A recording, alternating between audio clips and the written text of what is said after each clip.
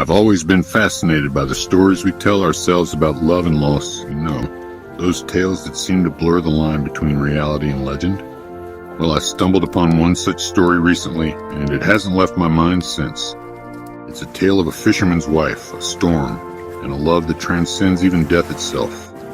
And, it's not just about loss, it's about hope, second chances, and the unpredictable ways life can surprise us. Let's take a step back and imagine this small village by the sea.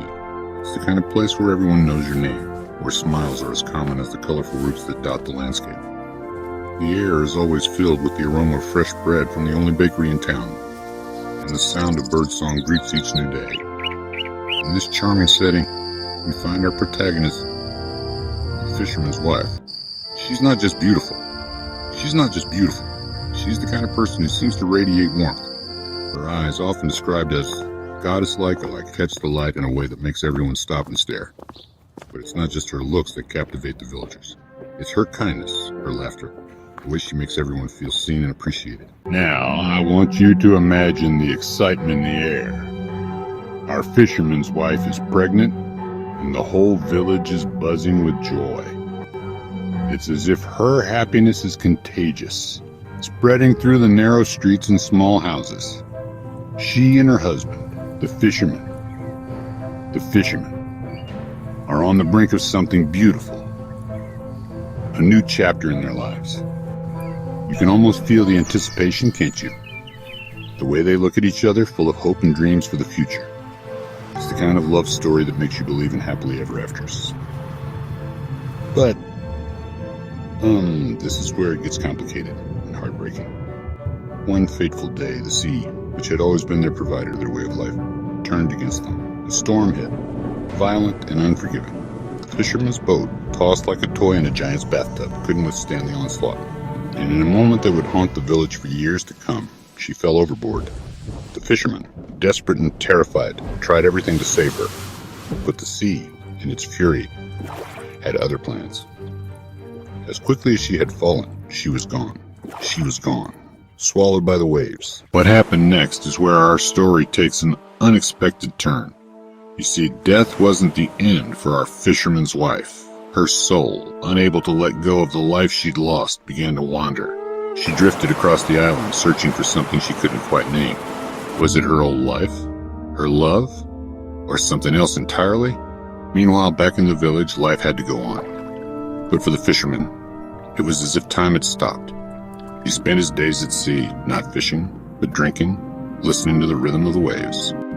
It was as if he was trying to hear her voice in the water, trying to understand what had gone wrong in their perfect life.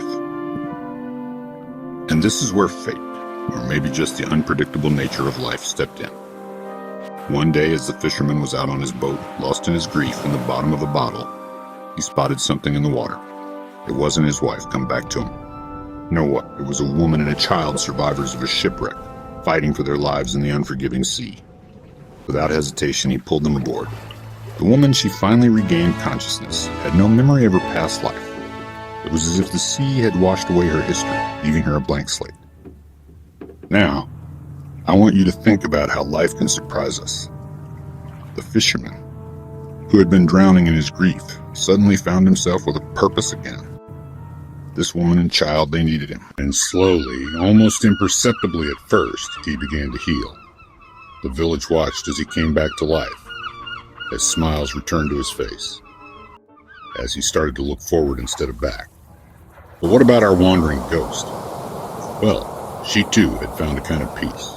On a small island where no one knew her story, she created a new life for herself. Sure, she had nightmares about her past, fleeting memories that she couldn't quite grasp. But she was content, happy, even. It was as if she had found the life she had always wanted, just not in the way she expected. But stories like these are never simple, are they? One day, driven by a curiosity she couldn't explain, her ghost decided to take a boat ride. She found herself drawn back to her old village, to the life she had lost. And there, as the sun was setting, she saw them. Her husband, the woman he had rescued, and the child, now a family. They were happy, all in a way she had always dreamed of being. The woman came out with a blanket and a bowl of soup for the fisherman and her daughter. The woman was very pretty with thick, long black hair. She was heartbroken she wasn't missed as she assumed she was by the fisherman.